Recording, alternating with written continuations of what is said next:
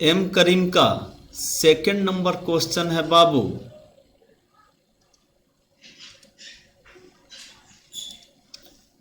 To condensers each of capacity 6 microfarad are connected in parallel, calculate the equivalent capacity. दो capacitors हैं जिनकी value दी गई है C1 is equal to 6 microfarad और इसका भी वैल्यू दिया हुआ है 6 माइक्रोफैराड। ये दोनों दो कैपेसिटर्स हैं जो 6-6 माइक्रोफैराड कैपेसिटी वाले हैं। इन दोनों को पैरेलल में जोड़ा गया है। अब हमको इनका इक्विवेलेंट निकालना है, तो जाहिर सी बात है दो कैपेसिटर्स हैं तो उनका इक्विवेलेंट कैसे निकालते हैं, दोनों को हटा देते हैं और एक लगा देते हैं।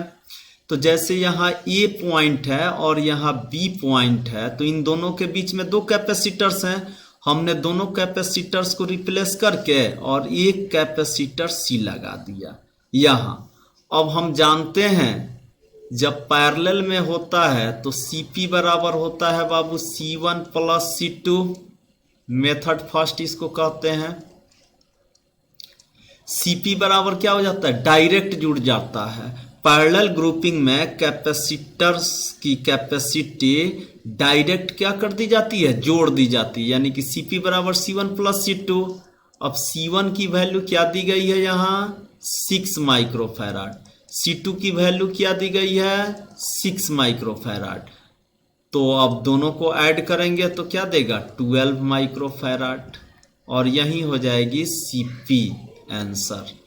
या मेथड सेकंड बाबू, आप जानते हैं कि अगर दो कैपेसिटर्स पैरेलल में हों और सबका value C1, C2, C3, C4 dot dot सबका वैल्यू सेम है, बहुत सारे कैपेसिटर्स हों और सबका वैल्यू सेम है, तो Cp बराबर होता है NC नॉट।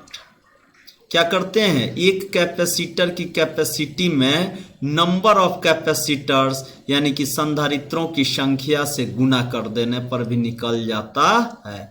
तो यहाँ Cp बराबर कितने कैपेसिटर्स दिए गए हैं बाबू, 2, तो यहां लिख देंगे 2। और एक कैपेसिटर की कैपेसिटी कितनी है 6 माइक्रोफैराड, तो लिख दिए 6 माइक्रोफैराड। अब ये मल्टीप्लाई करेंगे तो 12 माइक्रोफैराड। ये भी देखिए उतना ही आंसर आया। यानी कि आप ऐसे प्रोसेस से बनाएं तब, और नहीं तो Cp बराबर NC नट से बनाएं तब, दोनों से आंसर सेम आएगा। क्लियर।